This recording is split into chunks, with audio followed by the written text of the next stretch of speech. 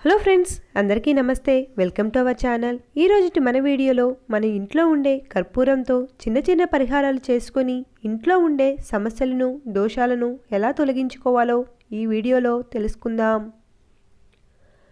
కర్పూరంతో ఎన్నో వాస్తు ప్రయోజనాలు కలుగుతాయి.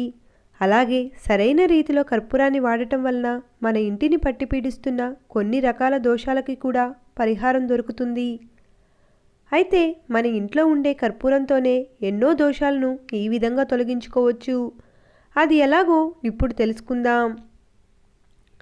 ఇంట్లో ఉండే కర్పూరం వెలిగించడం వలన నెగిటివిటీ అంతా కూడా పోతుంది. దీంతో ప్రశాంతమైన వాతావరణం నెలకొంటుంది.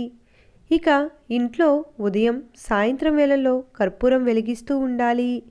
ఇంట్లోని నలుమూలల్లో కర్పూర ధూపం వేయాలి.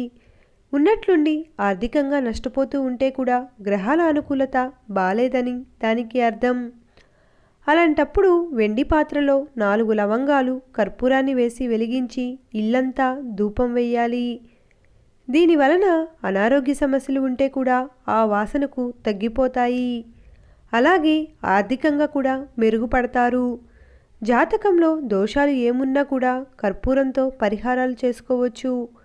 స్నానం చేసేటప్పుడు మల్లెలు, కర్పూర నూనెను నీటిలో వేసుకొని స్నానం చేయాలి. ఇలా చేయటం వల్ల మీ జాతకంలో ఉన్న ఎలాంటి దోషమైనా దూరమవుతుంది.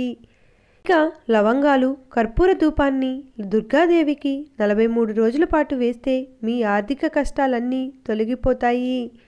దీంతో మీ ఆర్థిక పరిస్థితి కూడా మెరుగుపడుతుంది. ప్రతిరోజు ఇంట్లో మీ జీవిత భాగస్వామితో గొడవలు అవుతూ ఉంటే మీరు నిద్రపోయే గదిలో రోజు కర్పూరం వెలిగిస్తే చాలా మంచిది. ఇలా చేయటం వల్ల ఆ వాసనకు ప్రశాంతత నెలకొంటుంది. ప్రతి శనివారం స్నానం చేసేటప్పుడు నీటిలో కర్పూర తైలం వేసుకొని స్నానం చేయటం వల్ల ఎలాంటి అనారోగ్య సమస్యలు ఉన్నా కూడా దూరమవుతాయి.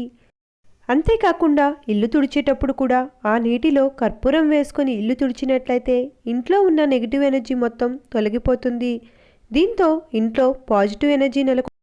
Thanks for watching. ఈ వీడియో కనుక మీకు నచ్చినట్లయితే please like, share and subscribe to my channel. Thank you.